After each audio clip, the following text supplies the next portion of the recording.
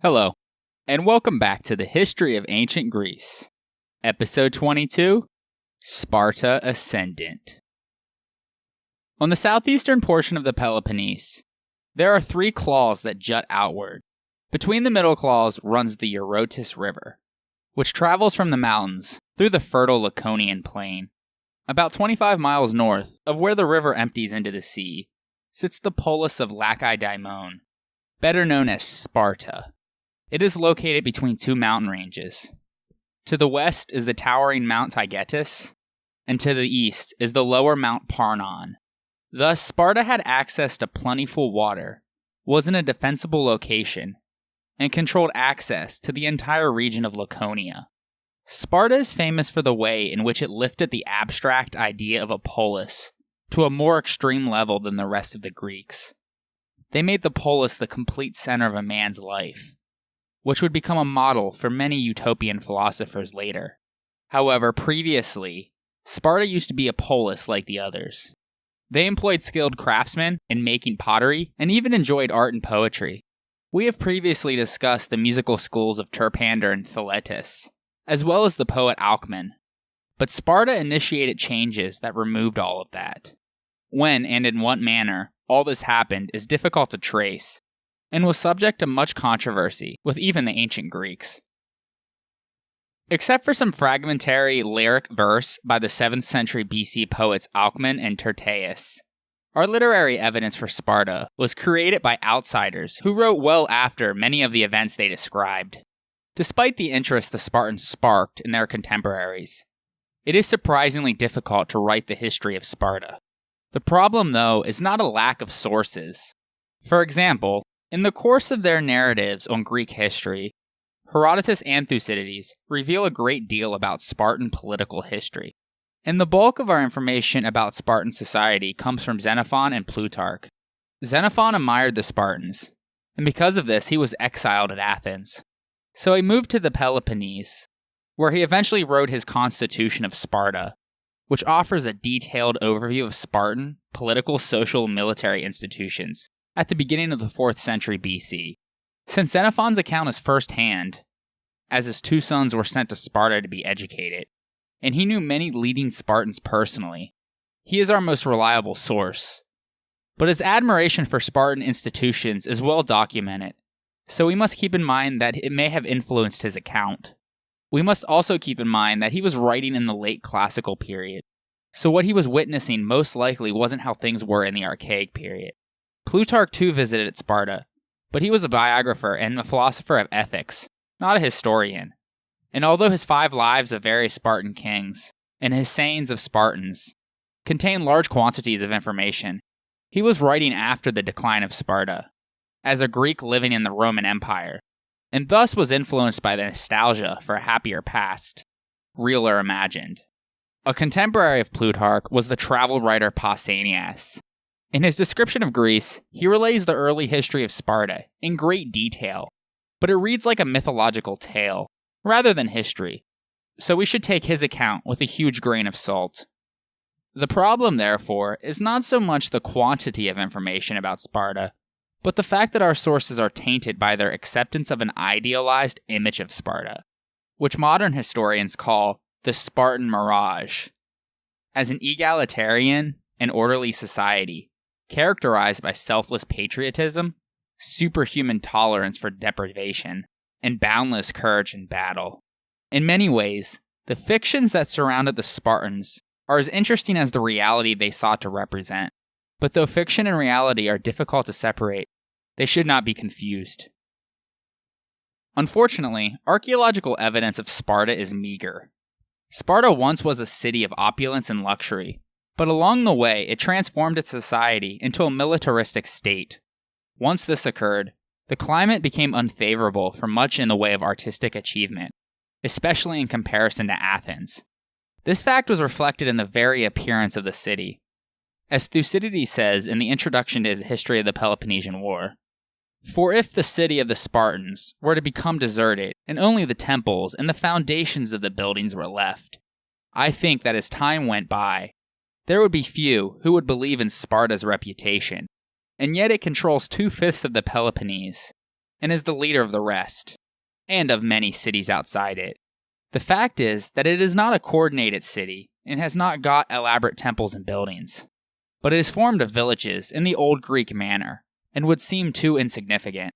Yet if the same thing were to happen in Athens, one would imagine its power to have been double what it was, from the superficial appearance of the city.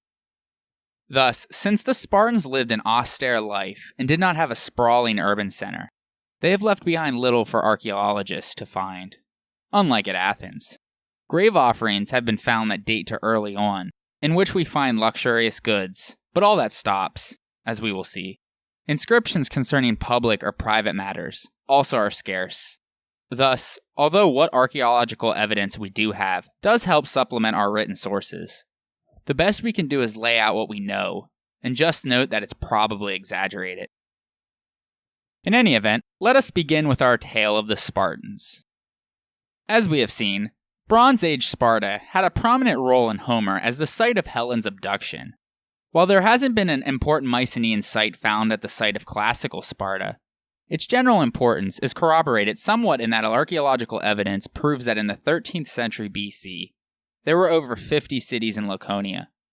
Like much of the rest of Greece, Laconia experienced a sharp decline in population at the end of the Mycenaean period. Most Bronze Age settlements had been abandoned, as most of the inhabitants opted for seclusion in small farms. As was discussed in episode 8, Dorian presence in Laconia began in the 10th century BC, and 2 centuries later, by the 8th century BC, similar Cenoicism found elsewhere in Greece had begun to appear in Laconia as well, resulting in the unification of the 4 villages on the west bank of the Eurotas River, from which historical Sparta evolved. Sometime between 800 to 750 BC, a 5th village is incorporated into Sparta, the old Mycenaean town of Amyclae, found 3 miles from the other villages. At Amyclae, we have found the remains of a post-Mycenaean shrine of Menelaus and Helen, and it's quite possible that this was the Homeric site of Sparta. In any event, Pausanias reports that Amyclae's inclusion into historical Sparta occurred under the Agiad king Teleclus, who ruled from around 760 to 740 BC. He was joined either by the Eurypontid king Charles, who ruled from around 780 to 750 BC, or Charles' son Nicander, who ruled from around 750 to 725 BC. Even after the rest of Greece had abolished their monarchies, Sparta had 2 hereditary basileis, each descending from a different ruling family, the Agiadae and the Eurypontidae, and each supposedly a descendant of the demigod Heracles, and therefore Zeus. A more suitable hypothesis is that there were 2 major Dorian tribes who settled in the region that were too equal in power to decide on ownership, so they shared the land and both governed a unified state. In any event, the polis of Lacedaemon now had Sparta as its city center, plus control of the plains of the entire Eurotas River Valley. Increased contacts with the rest of Greece were reflected in the emergence of a distinct Spartan version of geometric art, which we have discussed previously. Like other archaic Greek polis, Sparta began to experience difficulties in satisfying its needs from its own territory.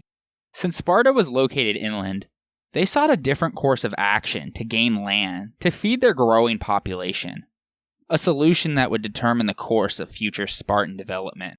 Unlike the other archaic Greek polis, which repeatedly founded colonies overseas in an effort to alleviate the pressure on resources caused by population expansion, the Spartans sought a military answer to their problem through the conquest of their neighbors.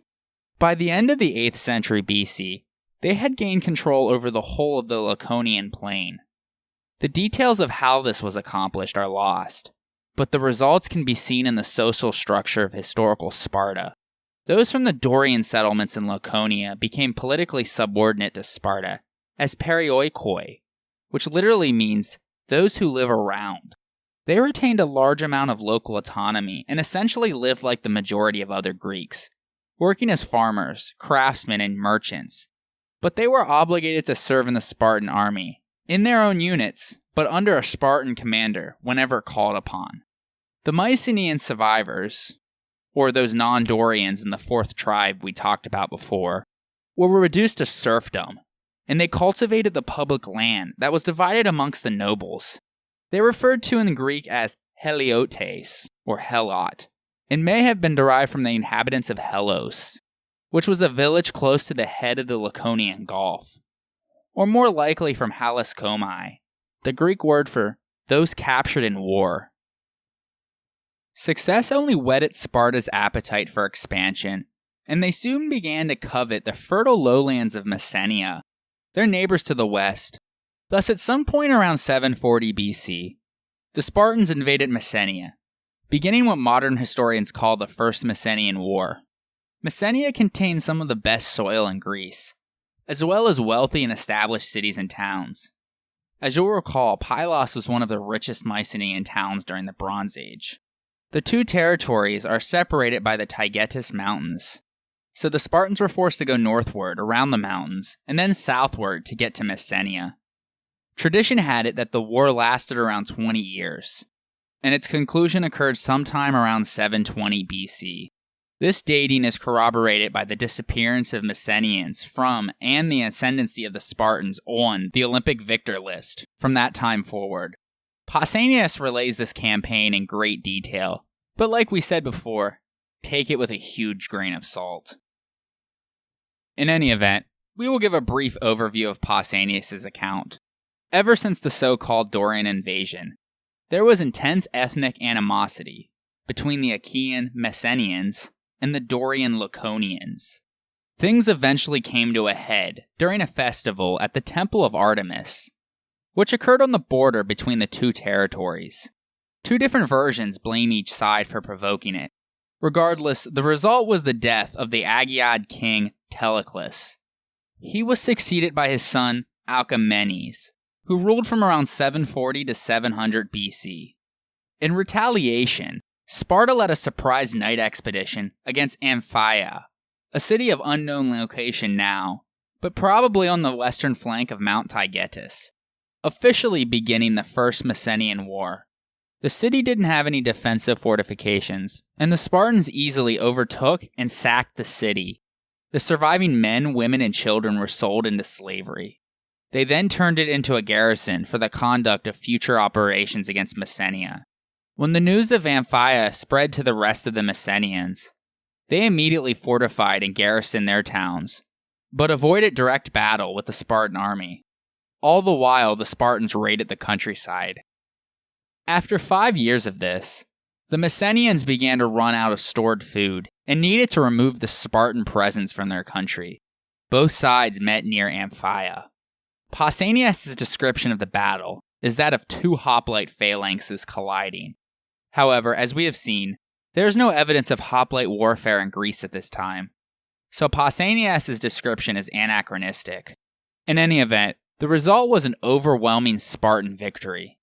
Not wanting to experience another such battle, the Messenians fell back to the heavily fortified Mount Ithome.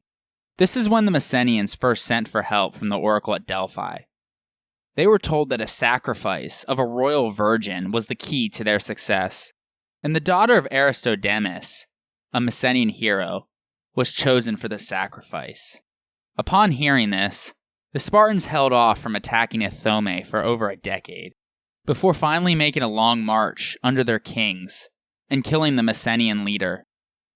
Aristodemus was made the new Messenian leader and led an offensive attack, meeting the enemy and driving them back into Laconia. The Spartans then sent an envoy to Delphi, and the following of her advice caused Messenian reverses so great over the next several years that Aristodemus committed suicide and Ithome fell.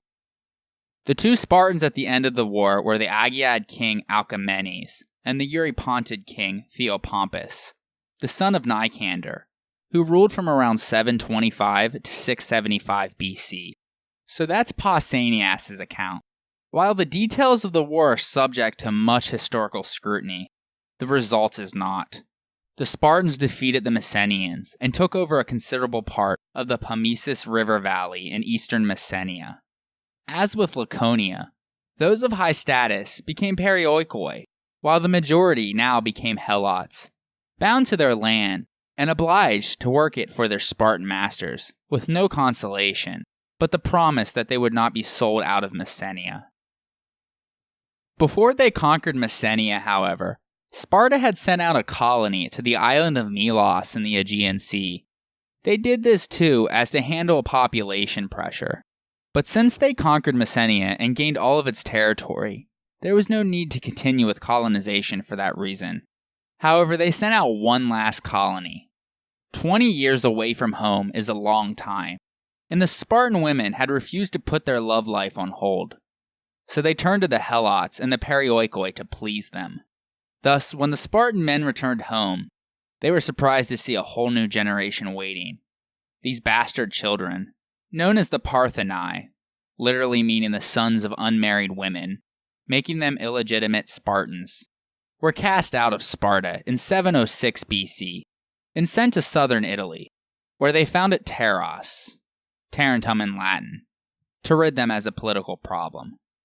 It would continue to be an exile point for any helot, perioikos, or a Spartan who was an annoyance. Details are unclear, but it seems that there were some Spartans who were deeply unhappy with the unfair distribution of land after the war.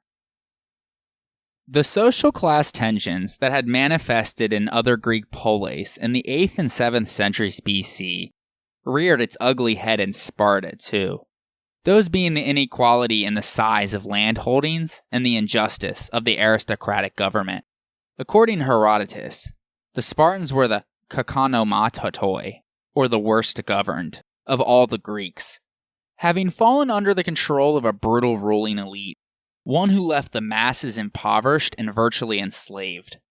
Lawlessness and civil strife was the norm, and the city cried out for a better form of governance. Unfortunately, the Spartans had few contemporary examples to emulate, since much of mainland Greece was also in the throes of similar class-based conflict. It was in this backdrop that we see reform in Sparta. According to tradition, a semi-mythical man named Lycurgus brought reform to Sparta and set up its constitution. Lycurgus, as in the case of Minos and Homer, is a figure of shadowy identity, not only to us, but to the ancient Greeks as well. To some he was a man, to others a god. Even the Delphic oracle was puzzled when speaking to Lycurgus, according to Herodotus, saying, "I do not know whether to speak of you as a man or a god, but rather Lycurgus. I think you are a god." In any event, the Greek biographer Plutarch wrote a life of Lycurgus, valuable for its description of Spartan customs, but he was writing a long time after the period in question. With that in mind, here's an abridged version of the man who brought reform to Sparta. Lycurgus had risen to power at Sparta when his older brother, the king, had died. His brother, however, had died with a pregnant wife. When the child was born, Lycurgus named him Charillus, or Joy of the People. Yes, that is the same Charillus mentioned earlier. And thus, according to tradition, the events of Lycurgus' life occurred prior to the First Messenian War. In any event, Lycurgus then laid down his claim to the kingship. After that, Lycurgus was said to be a man who could lay down the supreme power easily, out of respect for justice. So it was easy for Lycurgus to rule the Spartans in his capacity as the regent of his nephew. However, the young king's mother, and her relatives, envied and hated Lycurgus. Among other slanders, they accused Lycurgus of plotting the death of Charillus. Lycurgus finally decided that the only way that he might avoid blame in case something should happen to the child would be to go traveling abroad until Charillus had grown up and fathered a son to secure the succession. Therefore, Lycurgus gave up all of his authority and went to the island of Crete, where he met the poet and musician Thaletus. Eventually, Lycurgus persuaded Thaletus to go to Sparta with his songs to prepare the people for the new way of life that he intended to introduce later. Lycurgus had carefully studied the forms of government in Crete and had picked out what might be useful for Sparta. He also traveled to Ionia to study the difference between the pleasure-loving Ionians and the sober Cretans. In Ionia, Lycurgus discovered the works of Homer, and compiled his scattered fragments, and made sure that the lessons of statecraft and morality in Homer's epics became widely known.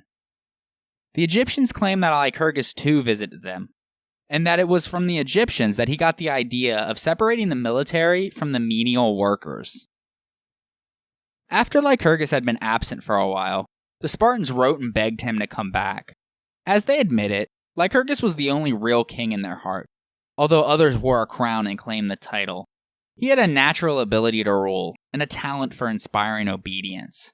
Even the Spartan kings wanted Lycurgus to return, because they saw him as one who could protect them from the people. Lycurgus had already decided that some fundamental changes would have to be made in Sparta. When he returned, he did not merely tinker with the laws, but instead followed the example of the wisest reforms to implement incremental change. First, however, Lycurgus went to the oracle at Delphi to ask for guidance. The oracle told him that his prayers had been heard, and that the state which observed the laws of Lycurgus would become the most famous in the world. Her response was an oral version of the Spartan Constitution, called the Great Retra, with retra meaning statement. With such an endorsement, Lycurgus went to the leading men of Sparta and enlisted their support. He began with his closest friends. Then these friends widened the conspiracy by bringing in their own friends. When things were ripe for action, 30 of them appeared at dawn on the Agora, fully armed for battle. At first, Charillus thought they meant to kill him, and he ran for sanctuary in a temple. But eventually he joined the conspirators when he found out that all they wanted was to make sure that there would be no opposition to Lycurgus's reforms. And thus, Lycurgus then went about revolutionizing Spartan society. After enacting his changes, he forced the citizens of Sparta, by oath, to keep his laws indefinitely. For all that he did for Sparta, he later enjoyed a hero cult in Sparta, which only added to the mythical tradition surrounding him. The story of Lycurgus is most definitely a fanciful story. In reality, the Spartans probably carried out a series of radical political and social reforms, designed to overcome the many perceived ills of their society that developed slowly over the 8th and 7th centuries BC. After the First Messenian War is when most scholars think the Spartan Constitution first came into being, and that they were not introduced by a single decree by one man. Some scholars doubt whether a man named Lycurgus even existed. His name might derive from the Greek word for wolf, Lukos, which was associated with Apollo, or he may be connected with the cult of Zeus Lycaeus, or Zeus the wolf repeller. Thus, Lycurgus could simply be a personification of a god. Another theory is that there actually was a man named Lycurgus, but he only initiated reform, and the system evolved over time. And then all modifications were attributed to Lycurgus later, because the Greeks loved to trace all of the institutions of a community to one great legendary founder. Scholars believe this because, as we will see next episode, one element of the Spartan Constitution was that they lived a laconic lifestyle, void of luxuriousness. But in the early 7th century BC, Sparta was one of the richest states in Greece, and was still engaging in the production of metalwork, pottery, and poetry, which were among the finest in Greece, as we have seen. Archaeologists have found Laconian pottery dating from around 650 to 550 BC, at sites as distant as Ephesus in the east, Etruria and Massalia in the west, and Naucratis, Cyrene, and Carthage in Africa. Evidence also exists for imported ivory, amber, and gold, and for elaborate bronze work by local Perioikoi artisans. Also, fragments of two prominent Spartan poets remain, that of Alcman and Tyrtaeus. But by the late 6th century BC, all of this stopped, lending evidence to the theory that it was a gradual process and not a one-time affair. Spartan prosperity, though, rested on insecure foundations. Spartans had failed to consider that the Messenians, who had their own distinct culture and identification, wouldn't be okay with being subjugated. It probably wasn't the greatest idea to enslave a people in their own home territory, even more so when the enslaved significantly outnumbered their masters. Estimates have been made that the Helots outnumbered Spartan citizens by a ratio of at least as high as 7 to 1. Events in the mid-7th century BC brought all of Sparta's problems to a head.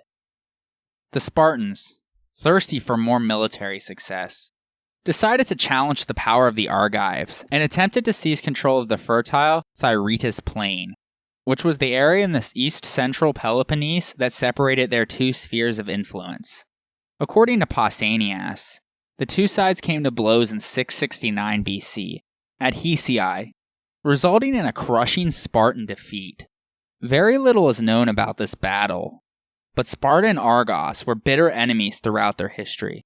Some scholars believe that this battle occurred either while Phaedon was tyrant of Argos, or his victory is what propelled him to become tyrant, since he was famed for his military success, while others believe that it was invented by the Argives and the battle never really happened. Regardless, this is also about the time that hoplite warfare was becoming current. Since the military tactics of the nobles were becoming obsolete, the Spartans would go on to adopt the hoplite style of warfare, all of this in conjunction with their constitutional reforms. Afterwards, according to Pausanias, the Aeaeid king Polydorus, the son of Alcmenes, who ruled from around 700 to 665 BC, took up the grievances of the ordinary Spartan and proposed some form of land distribution, but was assassinated before his proposal could be implemented. The overwhelming military defeat at the hands of the Argives and the increasing political discord within Sparta almost certainly provided the incentive for the Messenians to rise up in revolt. The sources are contradictory about the date of the Second Messenian War. Some state that it occurred around 40 years after the end of the First War, so around 680 BC, but it seems more likely, due to the combination of events just described, and the fact that the poet Tyrtaeus, who fought in the war, lived in the middle of the 7th century BC, to suggest that it took place around 650 BC. If this is the case, then the two kings charged with prosecuting the war were the Aeaeid king Eurycrates, the son of Polydorus, who ruled from around 665 to 640 BC, and the Eurypontid king Anaxandridas I, the son of Theopompus, who ruled from around 675 to 645 BC. In any event, according to Strabo, the Messenians were assisted by Argos, Elis, Pisa, and Arcadia, 3 cities in the northern Peloponnesus. The first battle, the Battle of Dares, happened before the allies arrived. The location is unknown, but it seems to have been near the Messenian border with Arcadia. Neither side won a clear victory, but Aristomenes fought so well that he was made the new king of Messenia by his people. He followed this up by crossing into Laconia and placed a shield in the temple of Athena, in order to scare the Spartans. This forced the Spartans to request aid from Delphi, where they were told to gain a leader from Athens. Pausanias says this leader was the poet general Tyrtaeus. As we have discussed in episode 18, Tyrtaeus is more than likely a natural-born Spartan, and this was a later Athenian invention. In any event, a fragment of Tyrtaeus' poetry seems to imply that the Spartans were in danger of losing, and suffered heavy defeats, when he writes, "For you know the destructive deeds of sorrow-inducing Ares, and you have well learnt the anger of brutal war. You, young men, have often tasted flight and pursuit, and have had your fill of both." In any event, once Tyrtaeus gained control of the army, he inspired the soldiers with such martial vigor that the tide of fortune turned. In their ensuing battle, whose location is not named, the Spartans won a decisive victory, resulting in the Messenians retreating to Ira in the Taygetus mountain range and fortifying it. They were assisted by their allies, but after a decade of siege, Ira finally fell. The Spartans re-established total control, exiled potential troublemakers, and executed military leaders. Before Ira fell, however, many fled Messenia to Sicily, where they gained control of Zonkel, which they renamed Messana, as we have discussed in episode 14. Aristomenes himself left for Rhodes, where he died and was honored as a hero. Those who remained in Messenia and tried to fight off the siege had no choice but to resign themselves to the rigors of their former Helot status. With the conquest of both Laconia and Messenia now complete, Sparta became the largest of the Greek polis in terms of land, controlling over 3,000 square miles. By comparison, this would be about 3 times the size of Attica. But compared with Athens, Sparta was not densely populated, and some centers of habitations were quite remote.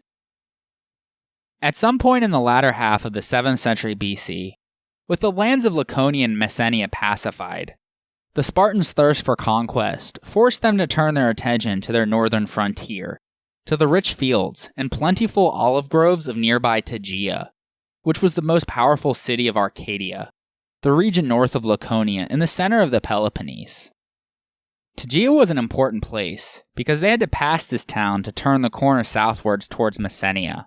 Furthermore, the Tegeans had also helped the Messenian Helots in the Second Messenian War, and were always a threat to offer them assistance in a future revolt or a refuge for escape, unless they were subdued themselves.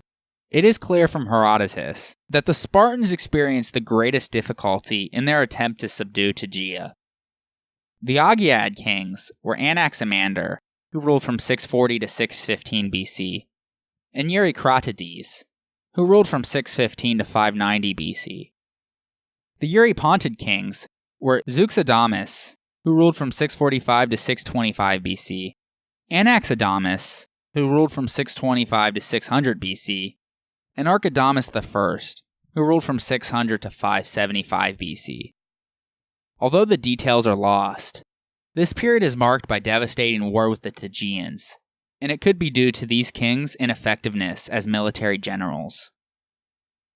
But all of that would change in the 6th century BC.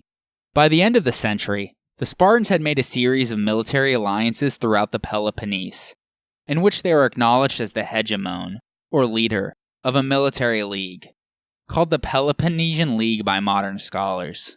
However, due to the paucity and unreliability of the sources, it is very difficult to trace accurately the stages of the league's development. Herodotus provides the briefest of information about Sparta's earliest expansion, saying, "In the kingships of Leon and Agasicles at Sparta, the Lacedaemonians were successful in their other wars, but kept failing only against the Tegeans. Thus, the Agiad king Leon, who ruled from 590 to 560 BC, and the Eurypontid king Agasicles, who ruled from around 575 to 550 BC, fared similarly to their predecessors in regards to Tegea, but had success elsewhere. We can only hypothesize at what is meant by these other wars, by looking at the alliances Sparta had at the end of the century, and extrapolating what may have occurred. Since according to Thucydides, Sparta had gained a reputation as the expellers of tyrants, and since Corinth eventually became allies with Sparta, it is possible that the Spartan army allied themselves with the Corinthian oligarchs and played a part in the overthrow of the Cypselid tyranny in 583 BC. Sparta also could have helped Elis regain control over the sanctuary of Olympia, again from Pisa in 572 BC. This military alliance with Elis would have been intended to deter the Pisatans, who occupied the territory that bordered Messenia to the north, from offering help or refuge to the Helots in any future revolts. Also, as we mentioned in episode 16, Phaedon of Argos had assisted the Pisatans in taking control over the Olympic sanctuary in the mid-7th century BC. With the declining power of Argos under the successors of Phaedon, it was perhaps also a fit of spite that Sparta helped Elis, knowing full well that the Argives couldn't give any aid to Pisa. In any event, at some point between 580 and 560 BC, according to Diodorus Siculus, another Spartan campaign ended in failure with the Tegeans, who were aided by Argive forces, and subsequently even lost some territory to the Argives that bordered both polis. But far more serious was what happened next. According to Herodotus, the Spartans consulted the Delphic oracle for advice. They were told that they would not conquer all of Arcadia, but it was possible for Tegea to fall, for the oracle would give you Tegea to dance in with stamping feet, and her fair plain to measure out the line. The Spartans misinterpreted this oracle, believing that it referred to them measuring out the line to split it into Kleroi. So at some point in the 560s BC, the Spartan kings Leon and Agasicles led a vigorous attack on Tegea. They marched to battle, carrying rods with which to parcel out their soon-to-be conquered land, and chains with which to shackle their soon-to-be conquered Arcadian helots. But just like their stinging defeat by Argos, on the heels of their radical social revolution, they were defeated again, and bound in the same chains that they brought to shackle their enemies, in what modern scholars call the Battle of the Fetters. Though few details are known today of the battle itself, the upset victory for Tegea is legendary. The captured Spartans were put in chains and made to farm the fields of Tegea. In this manner, the oracle was fulfilled, but it was the Spartans who measured out the line in the lands of Tegea, not as conquerors, but as slaves. According to Herodotus, the Fetters were put on display for centuries to come in the temple of Athena at Tegea. The battle's failure for the Spartans, and the shame that came with it, inspired Sparta to further improve their military. Herodotus states that during the kingships of the Agiad king Anaxandridas II, who ruled between 560 and 525 BC, and the Eurypontid king Ariston, who ruled between 550 and 515 BC, the Spartans won all of their wars. Again, we do not know what all of their wars refers to, but around 550 BC, Sparta finally enacted revenge and defeated Tegea after heeding an oracle to take the supposed recently discovered bones of Orestes, the son of the mythical hero Agamemnon, from Tegea back to Sparta to ensure victory. The Spartans, though, had learned a very valuable lesson from their previously numerous defeats at the hands of the Tegeans, and thus instead of taking their land and subjugating them as slaves, the Spartans embarked on diplomacy and offered an alliance with the Tegeans. Thus, with no other choice really, the Tegeans graciously accepted the hegemony of Sparta. The Spartans would come to the defense of Tegea if attacked by another state, and the Tegeans, for their part, were to supply troops for any Spartan campaign and were to refuse any help to the Helots. This sensible diplomatic policy probably bears the stamp of Kai-Lan, who was known as one of the 7 wise men of antiquity. Dates are not precise, but he was born sometime in the latter half of the 7th century BC. Herodotus speaks of him as a contemporary with Hippocrates, the father of Pisistratus. He relays an anecdote in which Kai-Lan advised Hippocrates that he should disown his son. Hippocrates ignores his advice, as a bit of foreshadowing for what's to come. In any event, Kai-Lan was ranked among the 7 sages, primarily due to his reforms on the role of ephors in the Spartan Constitution. It seems that previously, the ephors were merely assistants to the 2 kings, but now they gain their political powers. There will be more on the ephors and the Spartan Constitution next episode. In any event, he himself would be later in his life elected as ephor in 556 BC, and was assisting the 2 kings on campaign when they helped to overthrow the Orthagorid tyranny in Sicyon, which then became a Spartan ally. Kai-Lan wrote about 200 elegiac verses, and famously said that the greatest virtue of man was prudence and well-grounded judgment as to future events. Other famous maxims are, think before you speak, and tread more rapidly through the misfortunes of your friends than through their good fortune. The characteristic feature of Kai-Lan was the laconic way in which he expressed his philosophical convictions. He believed the most difficult things for man to do were to keep secrets, to control his nerves, and to not suffer injustice. Tradition states that Kai-Lan died of great joy when his son had won the boxing contest at the Olympics, and that his funeral was attended by all of the Greeks attending the festival. The inscription on his tomb supposedly concluded with the words, "We too would be fortunate to have such a death." Regardless of whether Kai-Lan had a role in it or not, it was their treaty with Tegea that set the precedent for Spartan foreign policy going forward with other Peloponnesian states, billing themselves as the protectors of the Peloponnese and the keepers of ancient traditions. The Spartans pressured their neighbors into joining in a protective alliance with Sparta as their leader. Thus, Sparta became the first polis to be in control of a coalition of states, which the ancient Greeks referred to as Sparta and its allies. Modern scholars call it the Peloponnesian League, which is an imprecise term, because not every member was in the Peloponnese, and not every polis in the Peloponnese was in it. For example, the Spartans had conquered the island of Cythera, which is off the southeastern coast, and eventually Thebes and Aegina would join. The adoption of the Achaean, or pre-Dorian, Orestes as a Spartan hero was a clever use of propaganda by the Spartans, presenting themselves as Achaeans rather than Dorians, to make their military leadership of the Peloponnese more politically acceptable. As we have discussed, Sparta repeatedly assisted other Greek states in order to suppress tyrannies. Philosophically, this hostility originated in an aversion to any government that was innovative and extra-constitutional. Tyrants, moreover, were generally supported by the poor, and in return for this support, they expanded the non-agricultural economies of the cities and adorned them with public works. This power structure and urban style of living were the precise inverse of the Spartan ethos, and it was understandable that the Spartans, who never developed an urban center, would look for allies in other states among men who were landed aristocrats like themselves. Regardless, because Sparta depended on its hoplites, the membership of cities like Corinth, Aegina, and Sicyon, which had naval fleets, was of particular value to Sparta, as such an alliance protected them against foreign invaders, who not only posed a threat to Sparta, but might also foment a rebellion against the Helots.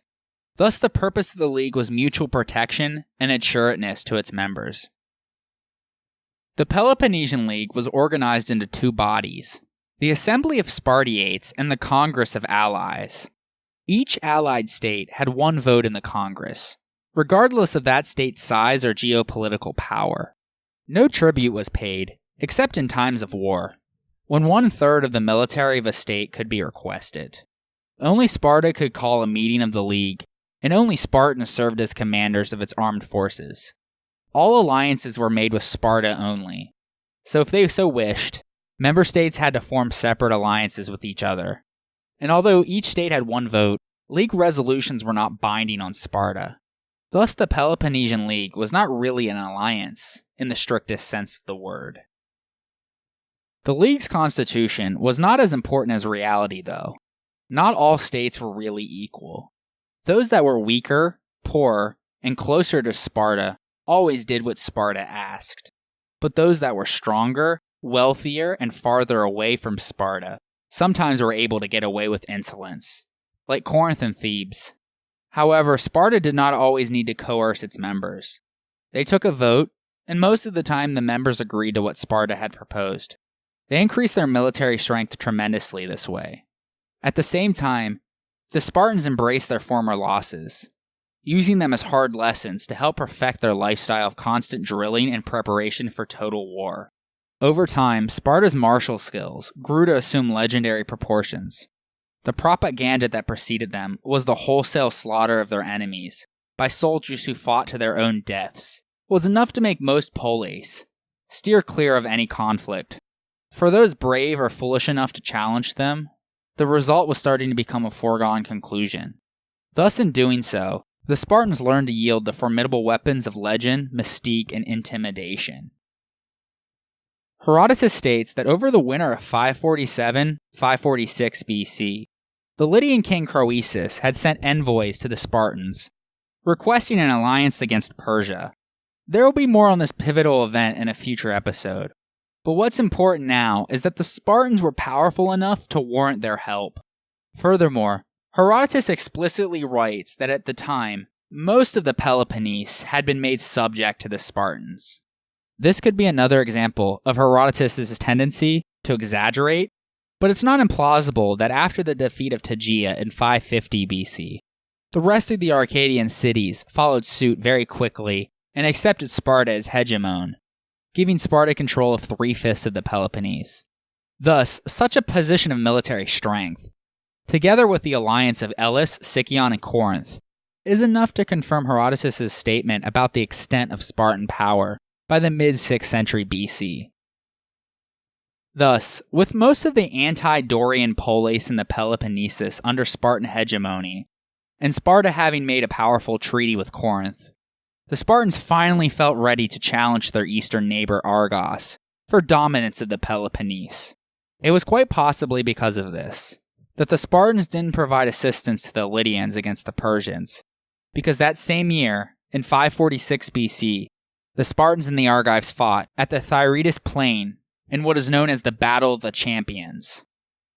According to Herodotus, the Spartans had seized the land, but instead of a full-scale battle, both sides each agreed to pitting 300 of their best men to fight, with the winner taking the plain and the loser going home.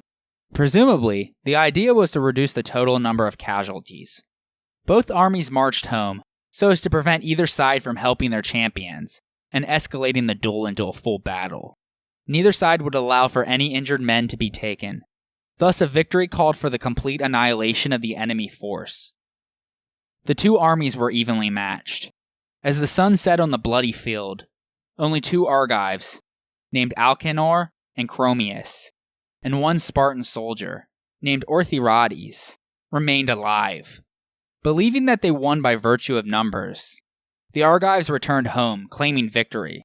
The single Spartan, though, remained and declared victory, claiming that they had abandoned the field.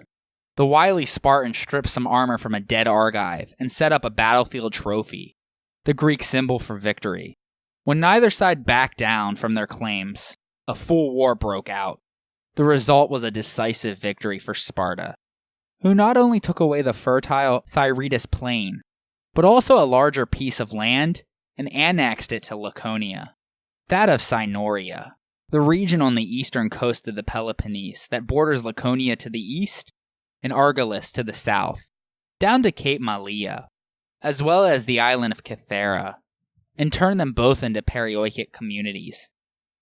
The Argives never gave up trying to get back the region of Cynoria, though.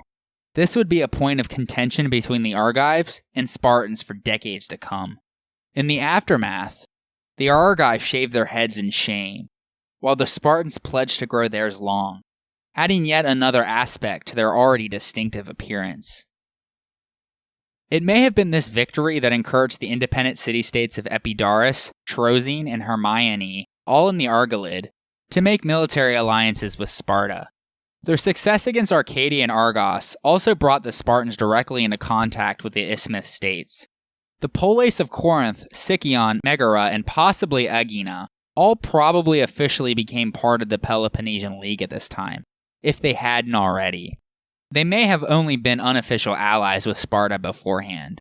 The Corinthians had certainly become an official member by 525 BC, since they joined in the Spartan campaign to depose Polycrates as tyrant of Samos.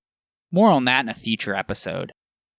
Regardless, the last 20 years of the 6th century BC were dominated by the dynamic personality of the Aegaid king Cleomenes, who ruled from 520 to 490 BC. We must keep in mind, though, that the account of his reign is distorted by the hostile sources used by Herodotus. We will cover him in much greater detail in a future episode, as he plays an important role in the affairs of Athens. Regardless, Cleomenes was the eldest son of Anaxandridas II and his second wife.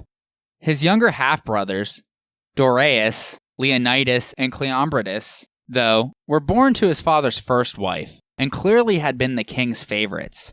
But since he was older, Cleomenes held the stronger claim, and so he joined the aging king Ariston of the Eurypontid royal house in ruling over Sparta. This all occurred because the first wife of Anaxandridas had been barren for so long that the Ephors tried to force him to set her aside and take another wife.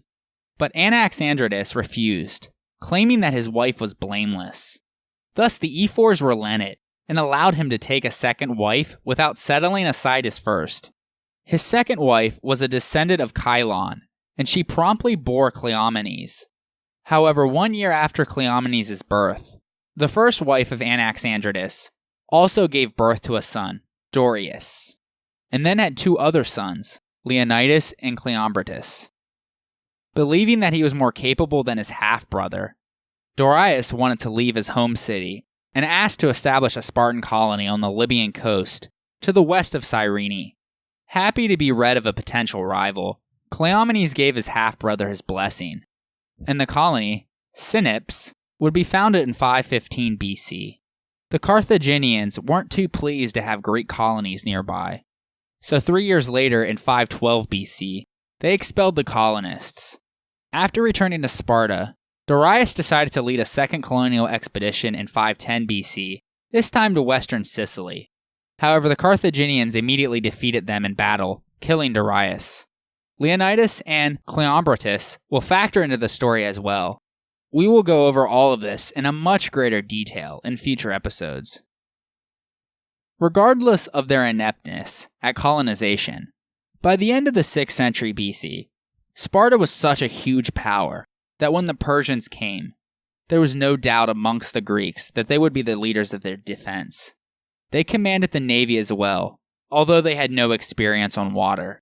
However, the Spartans were smart enough to realize that they needed to let the Athenians take the reins. Although the Spartans were by far the strongest polis, they were very reluctant to conquer anyone outside the Peloponnese. They did not want to travel great distances for a long period of time, because they were constantly scared of a Helot uprising and their arch-enemy, Argos, assisting them. Furthermore, the Spartans were always worried that the money and wealth gained from war booty would lead to corruption seeping into Spartan society. Also, conquests could bring about an insatiable need for power beyond what is appropriate in their system, and they would put themselves before the state. All of this led to conservatism in Spartans' domestic and foreign policy. Regardless, when it was necessary to fight, the effectiveness of Spartan military training was proved many times. Following the Messenian Wars, the Spartan army would not be defeated in a pitched battle until the mid-4th century BC, a period of almost 300 years. Plutarch's account of their preparations for and conduct in battle makes it easy to see why they were such fearsome opponents. He writes, "In times of battles, the officers relaxed the harshest aspects of their discipline, and did not stop the men from beautifying their hair, and their armor and their clothing, glad to see them, like horses prancing and neighing before races. For this reason, they took care over their hair from the time when they were youths, especially seeing to it in times of trouble so that it appeared sleek and well combed. Remembering a saying of Lycurgus about the care of hair, that it makes the handsome better looking and the ugly more frightening. They also had less rigorous exercises, and they allowed the young men a regime in other respects less restricted and supervised, so that for them alone, war was in fact a rest from the preparation for war. It was an impressive and frightening sight to see them advancing in time to the flute, and leaving no space in the battle line, with no nervousness in their minds, but calmly and cheerfully moving into the dangerous battle to the sound of music. For men in this frame of mind are unlikely to suffer from fear or excessive excitement, but rather to be steady in their purpose and confident and brave, as if their God were with them. The king, when he marched against the enemy, always had with him someone who had been crowned victor in the Olympic Games.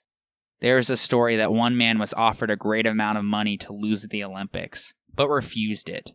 When he had thrown his opponents, after a great struggle, someone asked him, "Spartan, what good have you gained from your victory?" And he replied with a smile, "I shall fight by my king against the enemy." Admired in peace and dreaded in war, for much of the archaic and classical periods, Sparta was the most powerful city in the Greek world. It was also different from all other polis. Sure, the Spartans shared many basic institutions with other Greeks. Their society was patriarchal and polytheistic. Slave labor played a key role. Agriculture formed the basis of the economy. Law was revered, and martial valor was prized. But Sparta was unique in many important ways. No other Greek state ever defined its goals as clearly as Sparta, or expended so much effort in trying to attain them. While the intrusion of the state into the lives of individuals was substantial in all Greek states, no state surpassed Sparta in the invasive way it played in the daily lives of its citizens. The Spartans took enormous pride in their polis, and other Greeks were impressed by the rigorous patriotism and selflessness the Spartan system entailed. The Spartans' extreme denial of individuality fostered a powerful sense of belonging that other Greeks envied, and Sparta continues to cast an eerie spell over historians, philosophers, and political scientists. even in an age that tends to recoil from totalitarianism. On the next episode, we will circle back and take a look at this unique political, economic, and social totalitarian system that surged Sparta towards military dominance. So join us next time on the history of ancient Greece. Episode 23, This is Sparta. If you haven't done so yet, please head on over to iTunes and rate and review the show. It would help the podcast grow immensely. Also, while you're there, subscribe to the show so it comes onto your phone every week. If you don't have iTunes, you can catch the show on SoundCloud, Stitcher, or Google Play. Also, make sure you're checking out the website at thehistoryofancientgreece.com, where I've posted a lot of neat supplementary photos, maps, and charts for each episode. Thanks everyone for your continued support, and I hope you're enjoying the podcast. I would like to give a special thanks to the amazing artist Michael Levy for allowing me to feature his music on this podcast. He transports you to the ancient world, bringing to life the melodies and using the techniques of the past. A new song will be played every episode. This one is titled Hymn to Zeus, from his album Apollo's Lyre. If you like what you heard and are curious to learn more about ancient Greek music, check out his website at ancientlyre.com. His albums are available in every major digital music store, including iTunes, Amazon, and Spotify.